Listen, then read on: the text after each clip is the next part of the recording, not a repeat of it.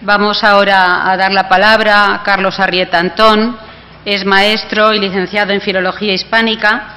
Ha adquirido su experiencia docente en distintos niveles educativos, desde la EGB, donde estuvo de 1980 al 86, la secundaria, el bachillerato, etapas que actualmente imparte con lengua castellana y literatura. Ha desempeñado distintas responsabilidades como jefe de departamento, jefe de estudios en distintos centros y principalmente en el IES Rosa Chacel, Instituto de Colmenar Viejo de la provincia de Madrid y la Comunidad de Madrid, instituto del que es director desde el año 2008. Y este último periodo como director pues le ha permitido una serie de posibilidades de experimentar modelos organizativos y curriculares flexibles que nos va a contar ahora, y nos decía cómo ese tratamiento de la gestión de la calidad a partir del profesorado de su centro para ir adelantando y para luego poder ver cómo en los distintos departamentos el funcionamiento, cómo repercute en el funcionamiento de los distintos departamentos. Pues Carlos, te dejamos y nos cuentas. Bueno, no me atrevo a lanzar la presentación después de haber escuchado la pregunta de la compañera de Málaga, porque justamente no me he dado tiempo de cambiarla. Si hubiera podido cambiarla, juro que lo hubiera hecho, porque ahora veréis que, claro, la idea, criterios de calidad y equidad, que son justamente las dos palabras que has mencionado. Entonces, bueno, vamos a ver si por lo menos con la experiencia que intento brevemente contaros tiene un poquito más sentido hablar de calidad y de equidad en este momento, ¿no? Es un poco pretencioso hablar de la espontaneidad a la constatación pasando por la práctica, pero es que es verdad, esto es lo que nos ha pasado. O sea, nosotros cuando empezamos a trabajar en el centro, veo además personas que lo pueden acreditar en la sala, no teníamos ni idea. Es decir, carecíamos de una formación elemental como profesionales de la enseñanza. Es decir, teníamos intuiciones, teníamos mucha voluntad, teníamos un espíritu de colaboración y de cooperación muy importante que efectivamente a lo largo de estos años hemos podido, pues más o menos, intentar convertir en un proyecto colectivo, ¿no? ¿Por qué probablemente nos llamaron a nosotros? Bueno, pues somos un centro, pues a lo mejor representativo de una de las franjas de centros como las que podéis conocer vosotros, los que estáis aquí. Nosotros nacemos en el 92 y nacemos como centro LOCSE, y no es un dato menor. En el 92 ser un centro LOCSE no era cualquier cosa, existiendo centros que no eran LOCSE. Quiero decir que había centros que tradicionalmente eran centros de bachillerato y nosotros nacíamos ya como centro de reforma. Eso quiere decir que, saltándome el punto 2, teníamos que evolucionar por supervivencia de las especies. Es decir, si no, probablemente nos íbamos a ir quedando en un espacio marginal, en una población. Colmenar Viejo es una población estupenda, os invito a conocerla, pero indudablemente tiene sus cosas, ¿no? Entonces, bueno, pues digamos que había que convencer a un público no entregado de la capacidad que podía tener un centro de ocupar un espacio con una propuesta personal, ¿no? La gran suerte que tenemos en el Rosa Chacel es que confluyen un grupo de profesionales extraordinarios con un perfil similar, y eso es verdad que no ocurre siempre, pero en nuestro caso efectivamente sí que sucedió. A lo largo de todo nuestro periodo de desarrollo en el centro hay tres grandes proyectos que nos han marcado para poder considerar que ahora somos un centro con una cierta solidez, ¿no?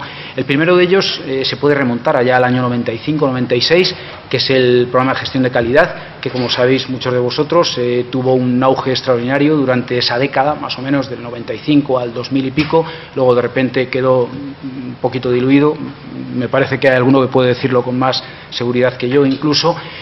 Pero a nosotros nos permitió ponernos en un camino que luego nos ha sido muy útil, con una adaptación personal al medio. Es decir, a lo mejor no hemos sido todo lo ortodoxos que podríamos haber sido, pero sí esa heterodoxia nos ha permitido disfrutar de herramientas entre la FQM, carta de servicios, etcétera, que bueno, nos han valido muy bien a nosotros y probablemente a nuestro entorno educativo, ¿no? El segundo elemento, coincido con mi compañera del Príncipe Felipe, no parece mentira, estamos dos centros de Madrid y los dos somos tecnológicos, pero solo somos 15, es decir, de los 300 y pico es casual que estemos los dos, por tanto no insistir en el proyecto, pero lo ha definido ella estupendamente.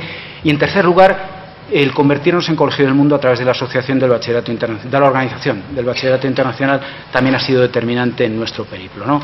Sin embargo, todo es fruto de un análisis de procesos que hemos ido haciendo desde atrás, ¿no? Eso nos ha llevado a plantearnos desde un punto de vista de centro y un poco interpelados por ejemplo, por encuestas, por formularios como TALIS, ¿no? ¿Qué es calidad o qué no es calidad? ¿Cuáles son los pilares básicos en los que nosotros tenemos que movernos, ¿no?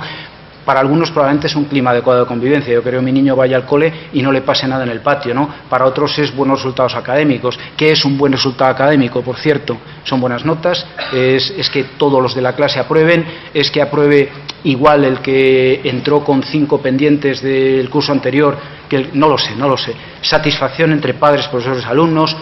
Para otros calidad es conseguir dinero. Tú vete a la inspectora y le dices que te dé cosas y tal, ¿no? Un ordenador por cada alumno, un control estricto, o sea, saber dónde está el niño en cada momento.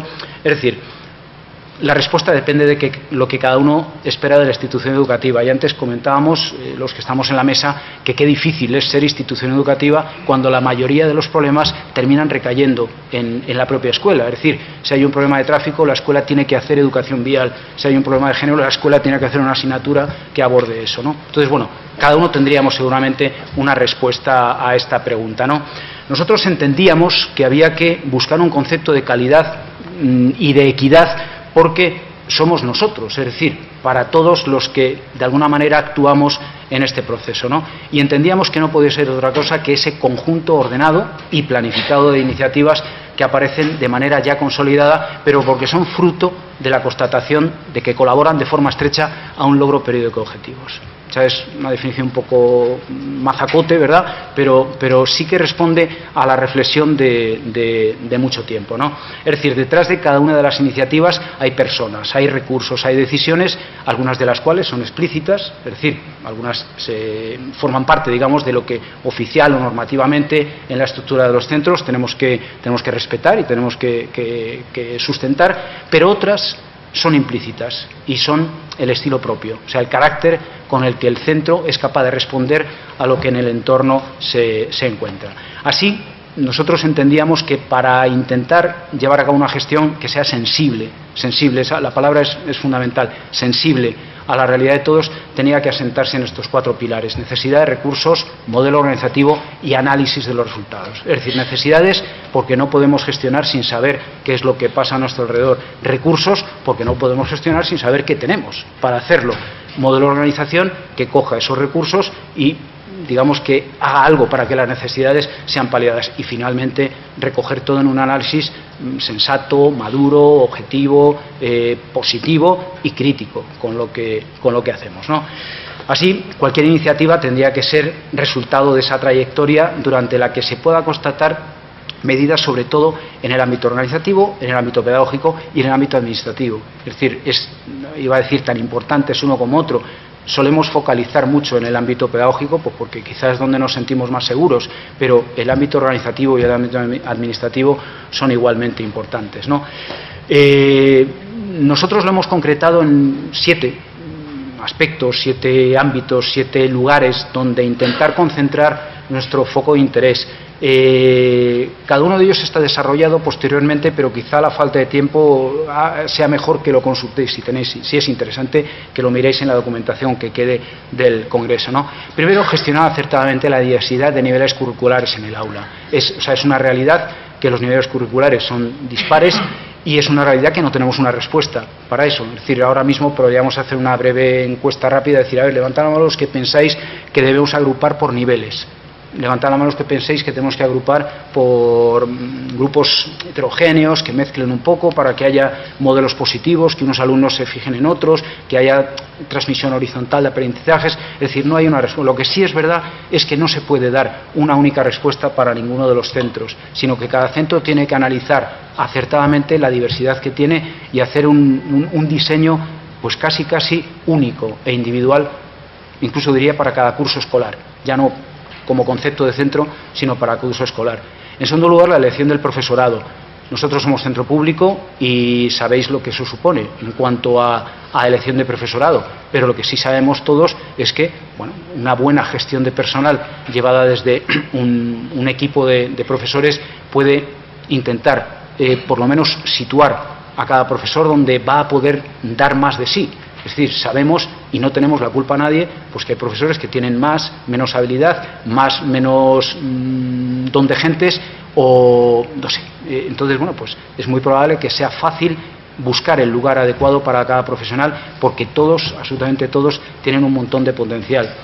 Procurar la correcta gestión de los espacios. Antes, en el Príncipe Felipe, veíamos el asunto de la distribución de primer ciclo en un sitio o en otro, ¿no?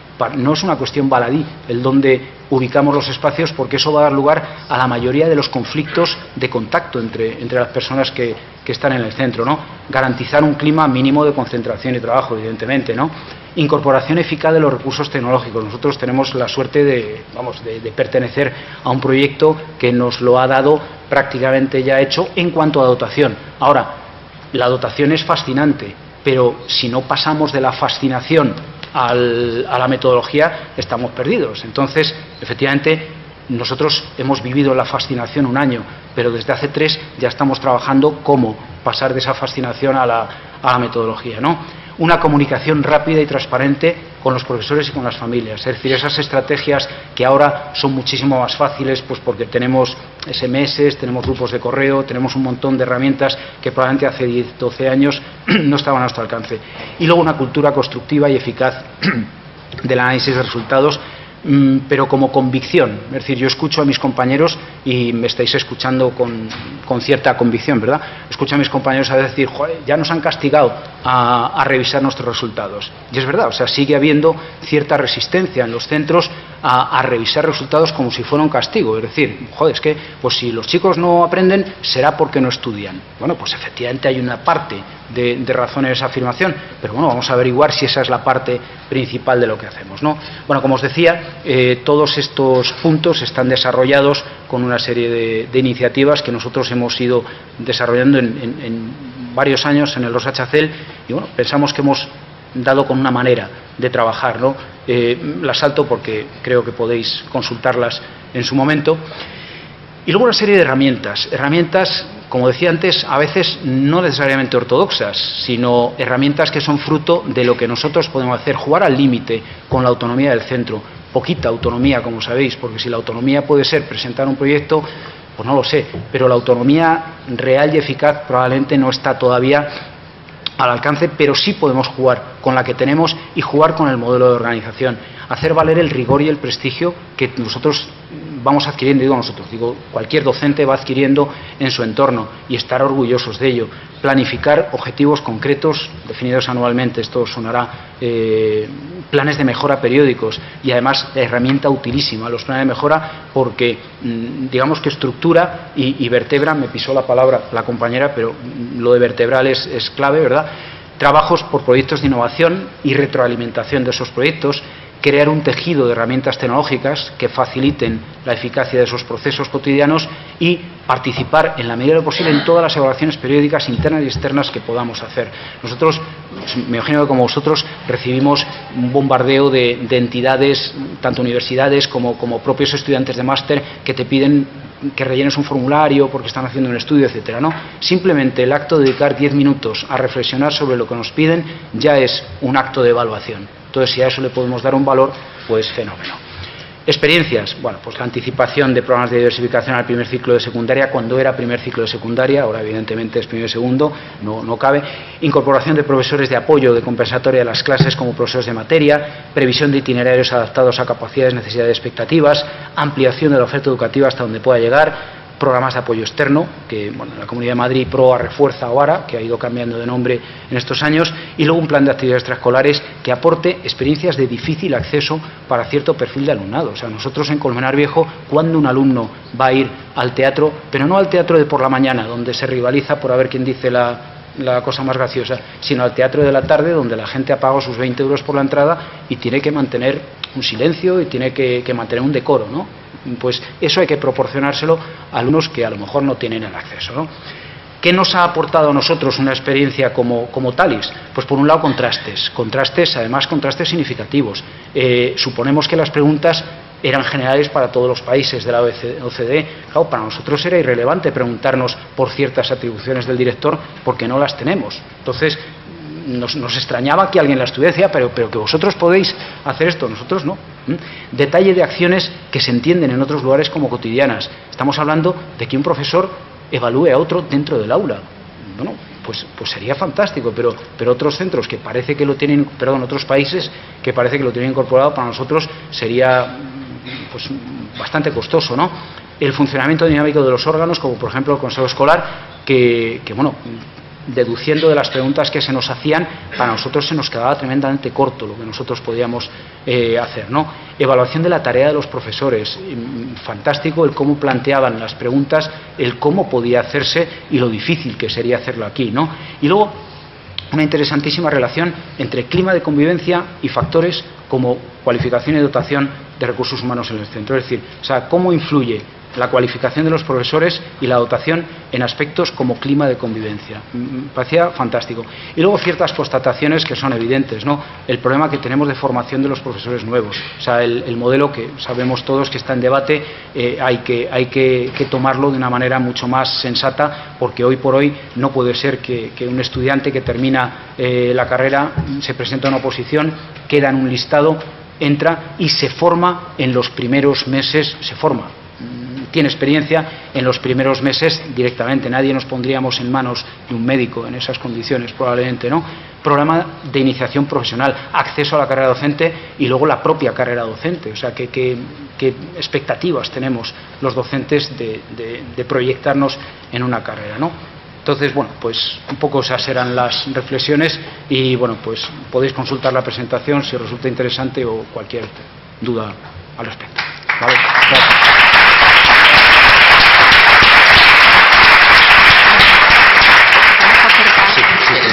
Muchas gracias. Ha sido muy interesante tu presentación y la verdad es que ha sacado el tema de la autonomía de los centros, entre otros temas como el de la calidad, pero el tema de la autonomía ya ha salido aquí y yo creo que tenemos que debatir mucho sobre ese tema, tenemos que avanzar mucho. Y para esa autonomía de los centros me ha gustado, en un momento has dicho que hay que creer en el potencial de todo el profesorado de un claustro. Igual que un buen profesor tiene que creer en el potencial de sus alumnos, me ha parecido, pero te felicito por ese en boca de un director que diga que él cree en el potencial de todos sus profesores. Yo como profesora también que soy, pues te lo agradezco.